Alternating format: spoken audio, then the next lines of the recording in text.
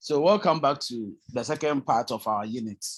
We are looking at the second part, which is the part 2. We want to look at the business models according to Web Timers, okay? And he has classified the drivers into different perspective, or he looks at it from a different perspective. So drivers for business models, okay? And he looked at e-shop, e-procurement. So I've told you that anytime you see e-something, e-shop, email, e-mall, it's just talking about electronic, okay? So electronic shop, electronic procurement system, electronic mall system, electronic auction system, the virtual communities, collaboration platforms, third-party marketplace, value chain integrators, value chain service providers, information brokerage, and trust and other services. So this is according to Web and Timers. Okay, now we want to look at revenue model in general. What actually is a revenue model? We want to look at how businesses generate revenue or how they generate income to be able to support their day-to-day kind of operation. So the main types of online revenue models are the subscription access to content, pay-per-view access, the CPM, cost per thousand, click per thousand, that is CPM. We'll be looking at it in detail, the CPM, click per thousand. On site advertisement, they will look at the CPC, which is the cost per click, okay, cost per click advertisement. Then we'll look at the sponsorship of site, section, content, or widgets. Then we'll look at the affiliate revenue or cost per acquisition. Then we'll look at transaction fee or commission base, the access to customer data or for email marketing and research purpose. Then we look at subscriber data for email marketing. You see, we have been discussing about the e-business. And I've told you that don't forget that the whole idea of e-business is how businesses are using the online platform to make money. And one available online platform is having a website, okay? And last time I was trying to explain something to you that an institution like KNUST has a very large population. And on a normal day, now KNUST is doing admission for new students. And you have no idea the number of students who apply to KNUST on daily basis. And all those who apply to KNUST, before you can apply, you have to go to KNUST website. Okay, you have to go to KNUST website before you can apply. So if the managers of the KNUST website, if they know how to use the website to generate money, it is a very good opportunity or a very nice way of raising money from just the website alone. KNUST can use the website alone to manage or to make a lot of money. And how would they be able to use the website to make money? We can talk about all these types of revenue models. Can talk about a subscription, access to content, pay-per-view, cost per thousand, cost per click, click per thousand. Sorry, the CPM is click per thousand. Then the CPC is cost per click. Okay, advertisement on site and all these things. So let's look at them one by one. The first one, the main types of online revenue models. The first one, which we call the on-site display advertisements. You see, if you go to a website like GhanaWeb.com, okay, if you go to a website like GhanaWeb.com or MyJoy Online, apart from the news that you go there and you see it on their website, you see that there are other adverts they put over there. So companies like real estate companies, the car rental companies and others display their adverts on Ghana Web on their site and MyJoy Online website. When you go there, you see a lot of these adverts on those websites. Now, what happens is that those people who put their advert on those websites, they charge them. Okay, so you as the individual just go there to read news, but indirectly, when you go there to read news, you see adverts of people who are advertising different kinds of products. So if you're interested and you go and follow it up, then they also make their money. So you put your advert on my website and I also take money from you. So that is one way businesses can use on-site display advertisement to make money. So a company provides a forum for advertisement and receive fee from advertisers. So they allow you to put your advert on their website and you pay money for putting your advert on your website. So KNUST, one that I use as an example, KNUST can decide to allow people to put their advert on their website, big companies to put adverts on their website. And whilst you post your advert on the website, KNUST will charge you for displaying your advert on their university website. And I can tell you that KNUST is an international school, a school that is recognized all over the world. So don't forget that people are applying to other universities across the world from KNUST. And when they apply, the universities will log into KNUST website to check the authenticity of the university and the person's details. And all these things are done through some of these medium. So if a company has their advert on KNUST website, what it means is that there's a large coverage for that person's adverts. Okay. Then number two, we call it cost per thousand. Advertisers are charged by the number of times their adverts are displayed. So if we display your adverts for 1 week, we have amount of money we will charge you.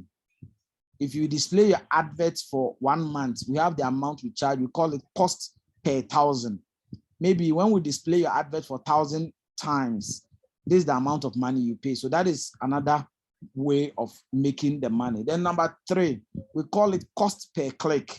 You see, if you go to Ghana website or myjoyonline.com, if you go to that website, you see adverts on the page and the adverts are clickable. Okay, you can click on the adverts. So when somebody click on the adverts, it will direct the person to the page of the company that is making that particular advert. So sometimes businesses can charge an advertiser based on the number of times people click on their adverts. So if you put an advert on, let's say, MyJoy Online or Ghana Web, if you put advert over there and somebody comes to read news on Ghana Web and the person click on the advert, so far as the person has clicked, whether the person buys from you or doesn't buy from you, so far as the person has clicked the advert, we charge you for the clicking, for a customer clicking the advert. So advertisers are charged by the number of times their adverts are clicked upon. I put your advert on my website and I charge you based on the number of times the people who come to the website will click on your advert to look at the details of the advert. So that is also another model for making money online. Another model is the subscription access to content. Okay, that is a company offers its users content or services and charges a subscription fee for access to some or all of its offerings. So what happens here is that they have things on their website. Some of them are free, but some of them you need to pay before you can have access to them.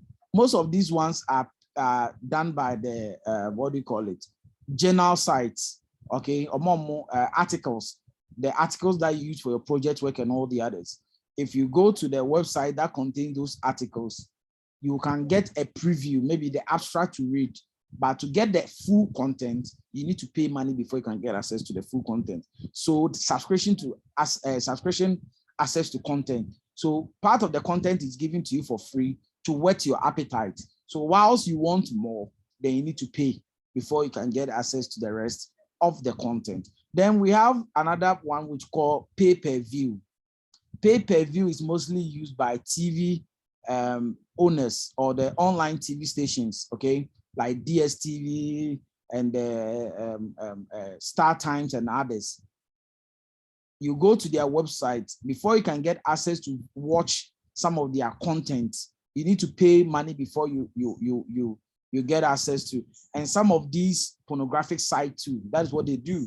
Before you can get access to some of the content on their website, you need to pay money. So users are made to pay for access to documents, videos, audio files, etc. Online TV stations also adapt this kind of approach. The same thing is what is being used by Deezer, Spotify, and all the others. You get access to most of their content, but to be able to download, you need to pay. before you can get access to most of their content on their website. Then also we talk about the sponsorship of site section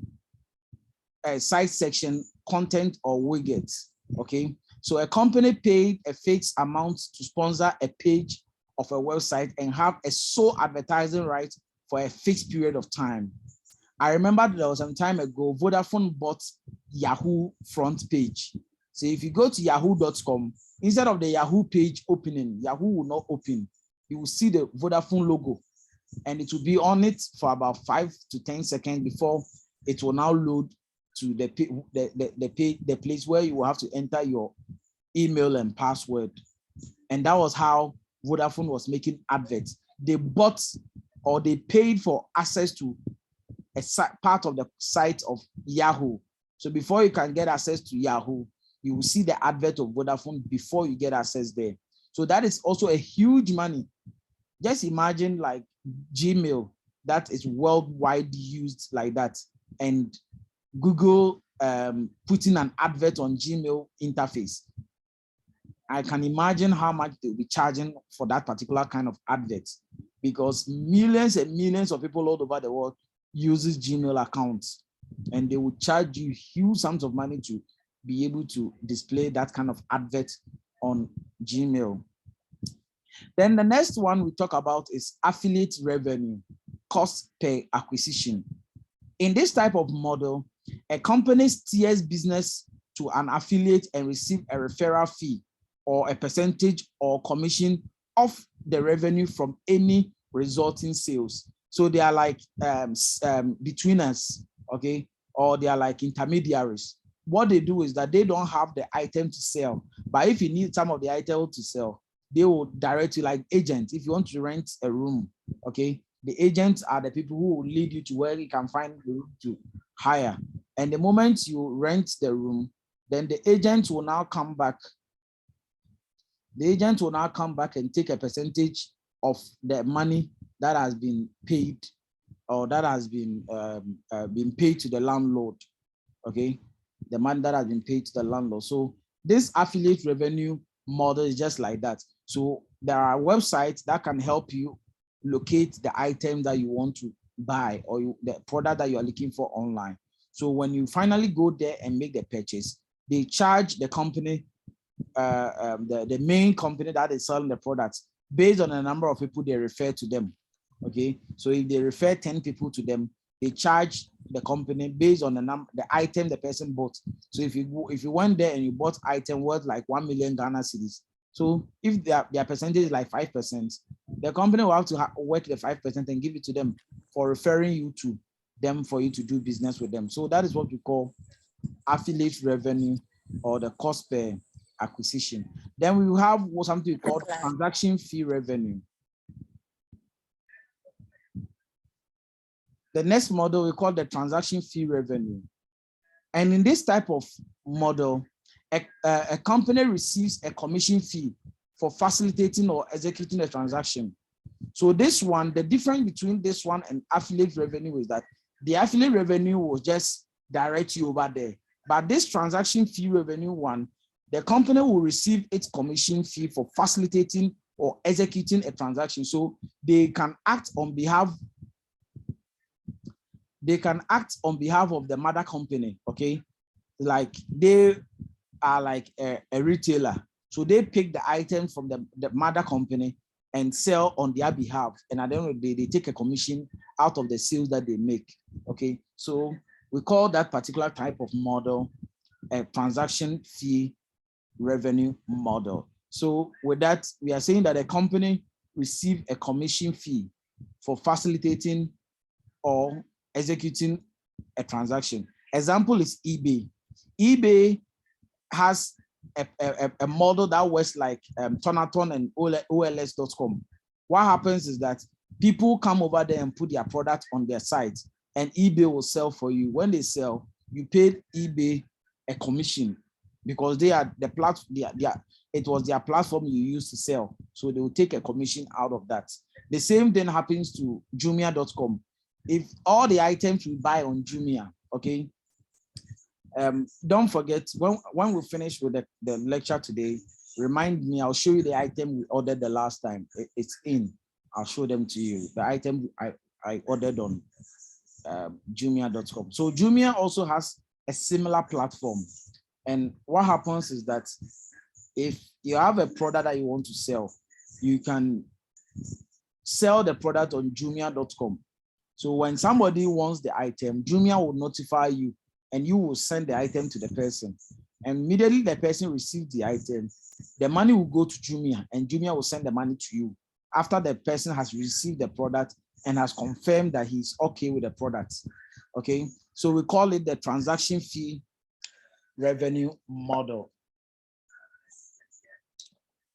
Then we talk about subscriber data for email marketing. With this type of model, the site owner sells data about its customers, especially their email contacts, to other organizations for marketing purposes. Now, let me explain this to you. There are some websites that when you go there, they will tell you to subscribe to their news feed. Immediately you enter your email and your password, you will see that with time, you'll be receiving a lot of emails from companies, other people.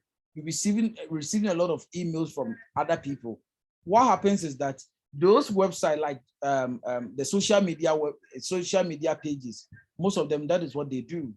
Okay, the information that we have used to register on those websites, they give it to other people, and those people use those information for advertisement purpose.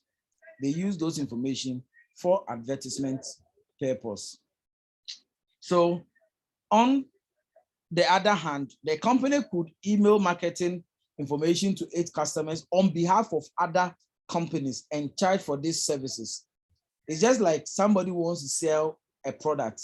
Then you tell the person that, oh, I have people who will be interested. So give me the product. Let me go and show it to them.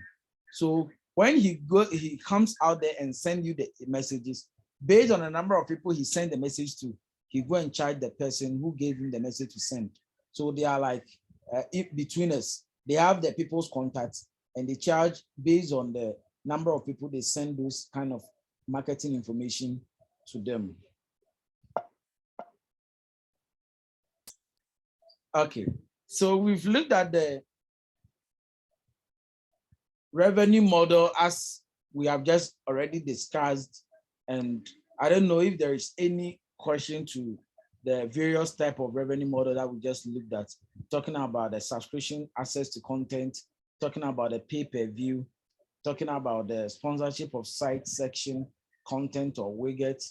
We've looked at the affiliate revenue, the transaction fee revenue, then the subscriber data for email marketing. I don't know if there's any question before I continue.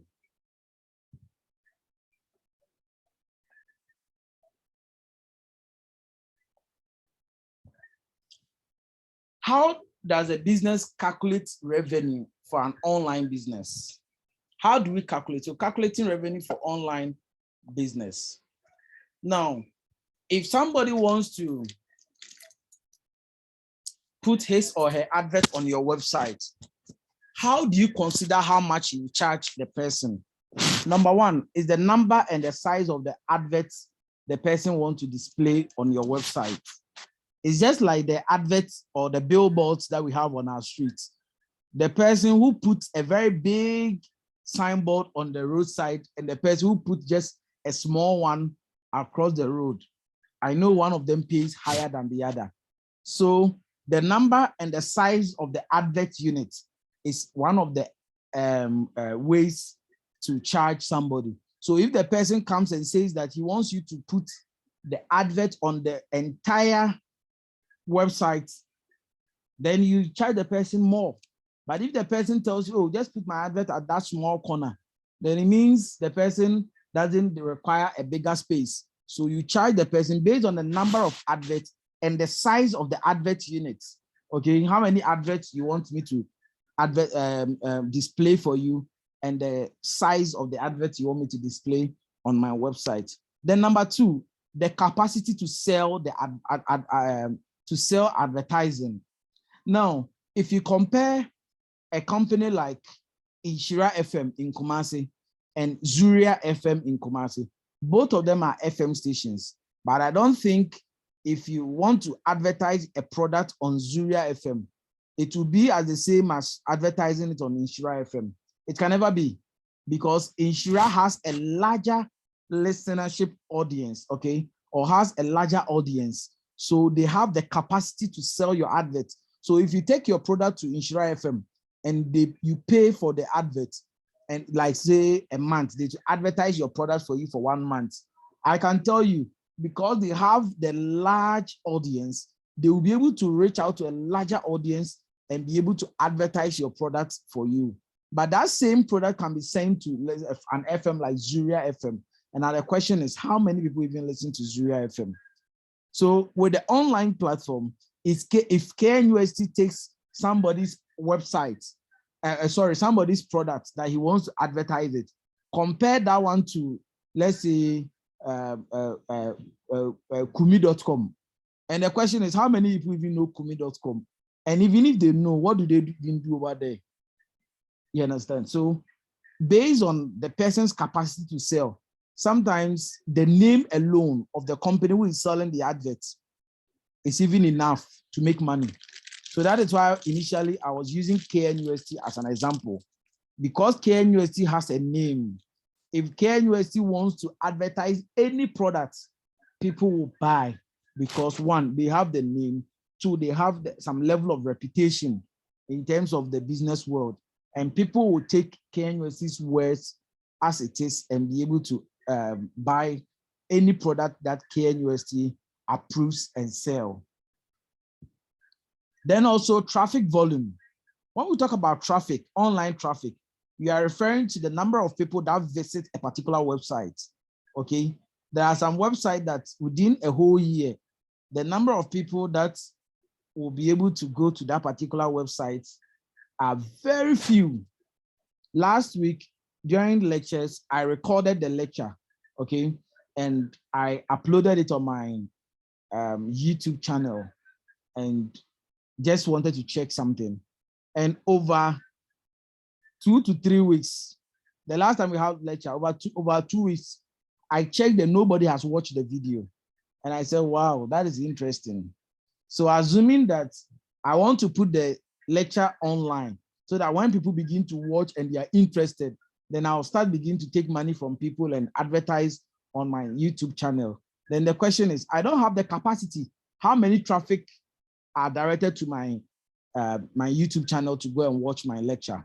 Okay, so the traffic volume, how many people are able to visit that particular website is also one of the things that you can use to make money. So in Ghana here, most of the bloggers like Zion Felix, Kofi TV, GH Page, and all the others, those who have a little bit kind of name, and Kojo Sheldon and Magra Heb and all those kind of people, they are taking huge sums of money from companies and they are advertising on their Facebook and YouTube channels for them, because they have the traffic volume. The number of people who visit their page is so much. They have a huge following, so they are able to sell people's advertisements for them. So the number of traffic that are able to flow into their website is very, very important. Then the next one is visitors engagement.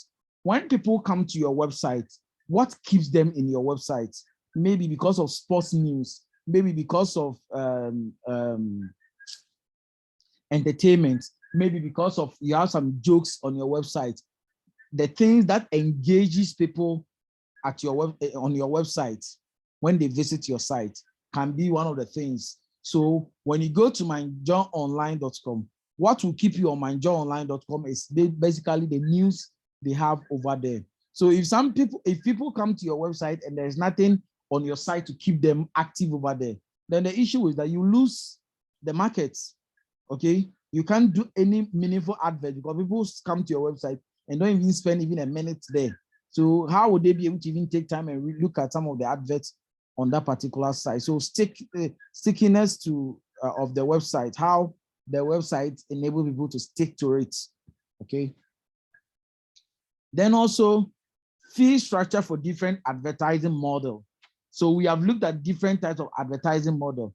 So Maybe if you have an advert that the size is, let's say, 2 centimeters, we'll charge you this. If you have an advert and the size is, let's say, 4 inches long or 4 inches big on our website, we'll charge you this amount of money. So fee structure for different advertising model, how you want us to advertise for you. Do you want people to click on the advert on our website and to link them there, or we just display everything here or whatever? So based on the advertising model you want us to do for you, we charge you based on that.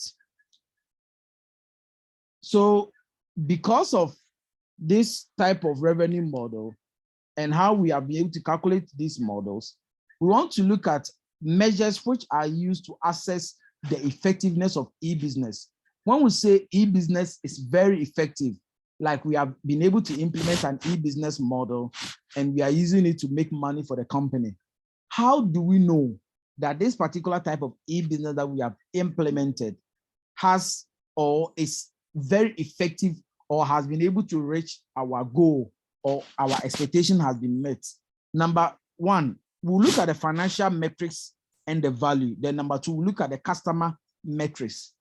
From the financial metrics and value perspective, we first of all look at the turnover, total transaction value. After we have been able to move from the day-to-day manual kind of business transaction, and we are now using an online system, after the day, we need to ask ourselves, how much sales have we been able to make within the day? How many people came and did a transaction on our website or on our online platform? If the number of turnover is still lower than the manual system, then it means that it hasn't achieved any improvement or it hasn't yielded any profit.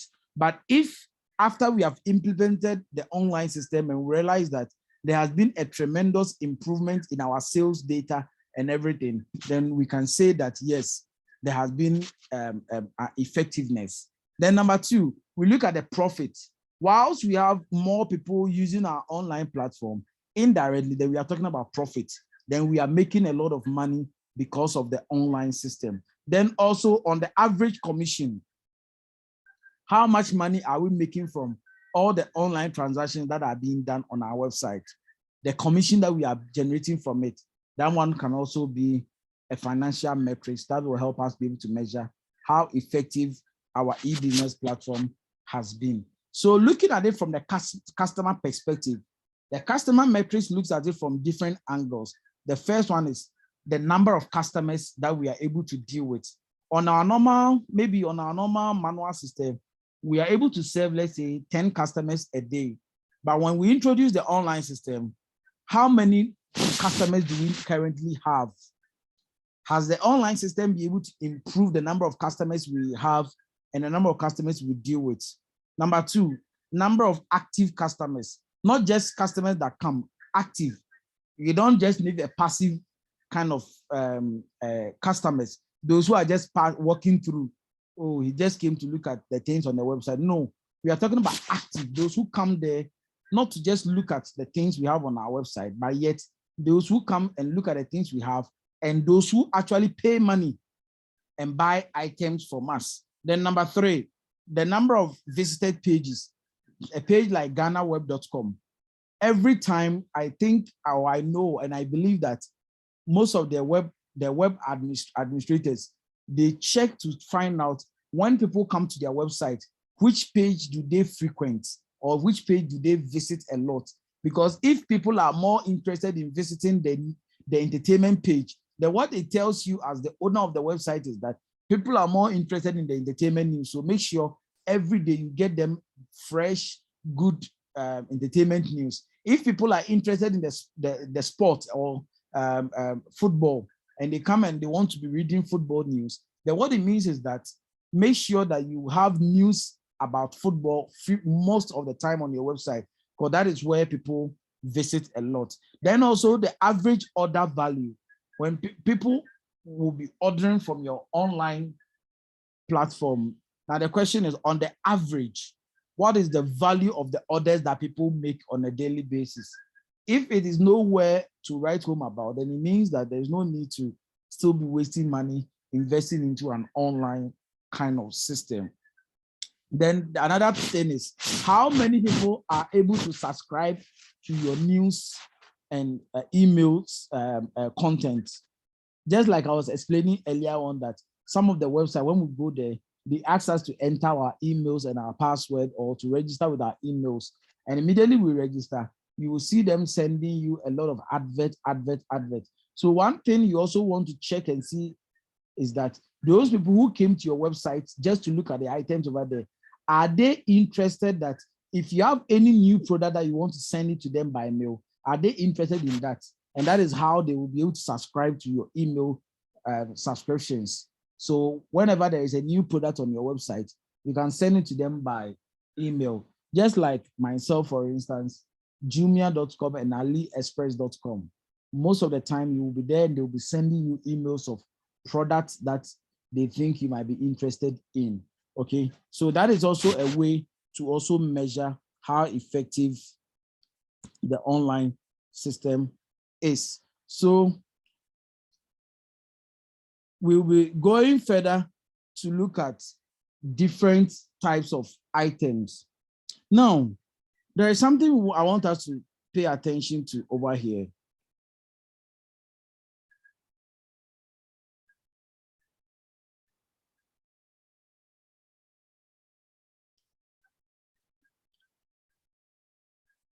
How do we value internet startup? How do we value internet startup? According to Waiter, he presents a structured evaluation of the success of an internet startup as follows. Number one, he talks about something we call concepts, conceptualization.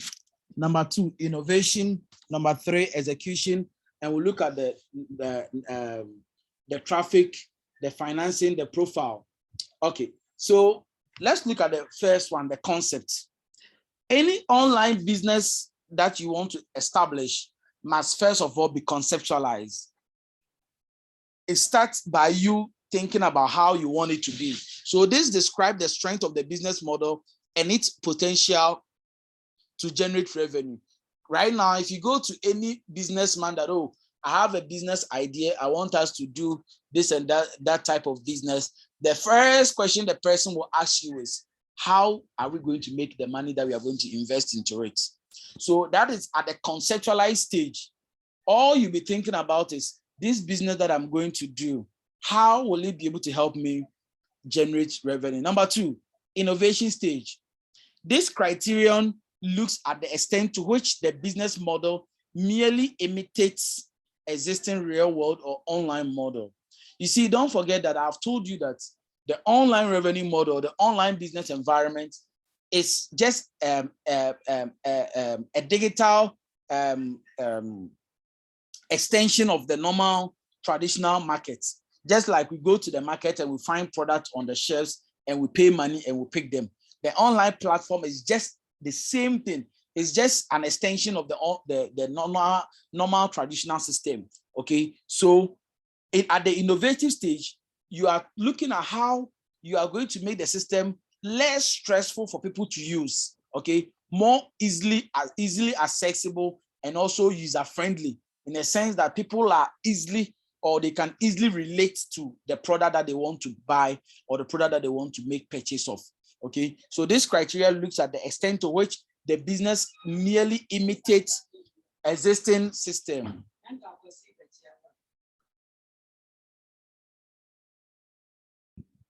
Okay, so that is the innovation stage, how you can be able to mimic the real world, okay, making the system more accessible that people prefer to use the system, unlike the normal traditional system. So when you make an online system more innovative, make it look like the normal traditional system, less stressful, easily accessible that people will be able to relate to, that also becomes very, very important. Then the next stage we want to look at is the execution stage.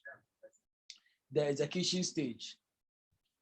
We talk about the execution stage as a stage whereby the internet company will be successfully implemented its strategy in terms of promotion, performance, and security, and other fulfillment.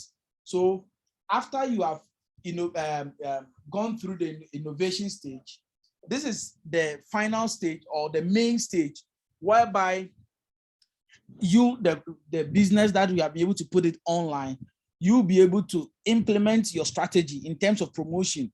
How will you be able to make people know that you now have an online system like that? Don't forget that when you open a website, nobody knows about the website.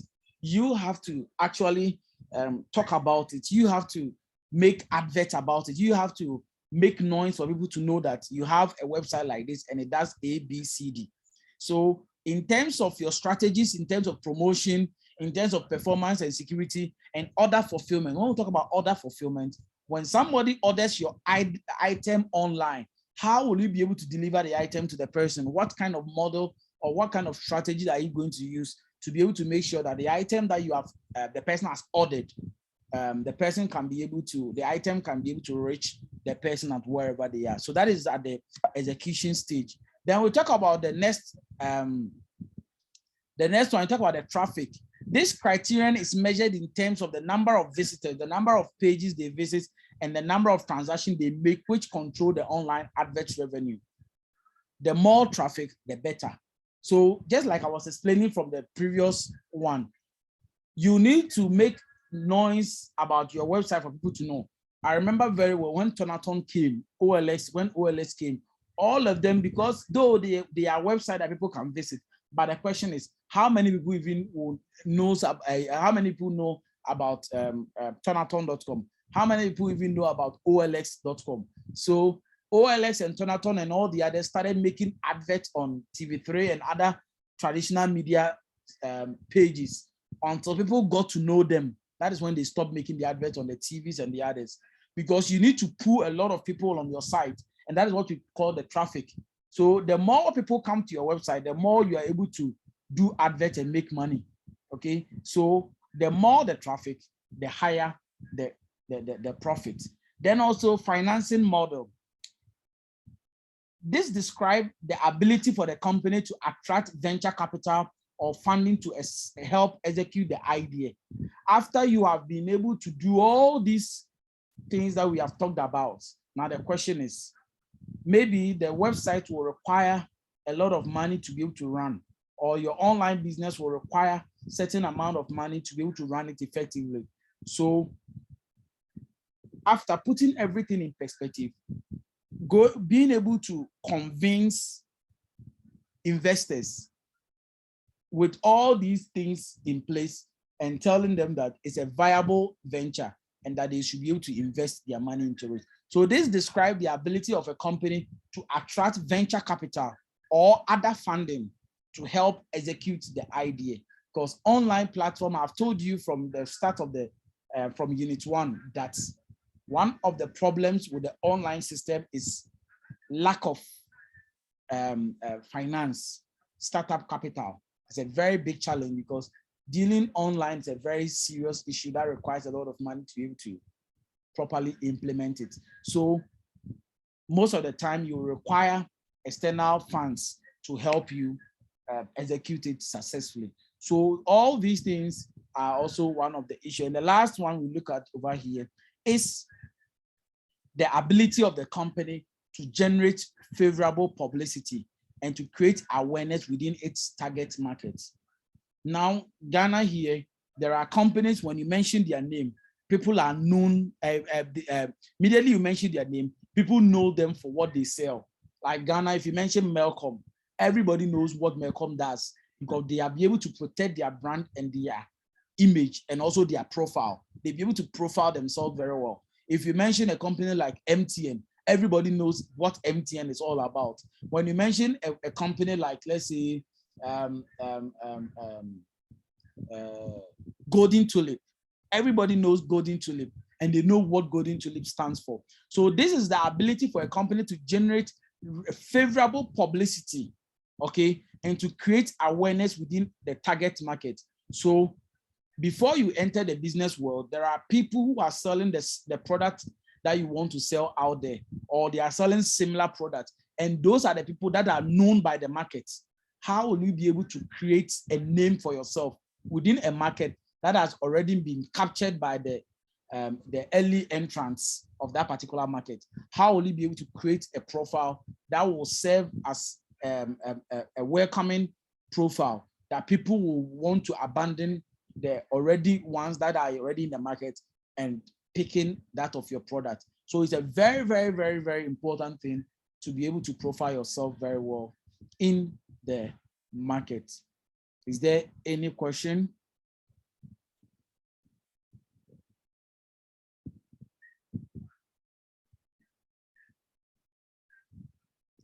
Liz, is there any question?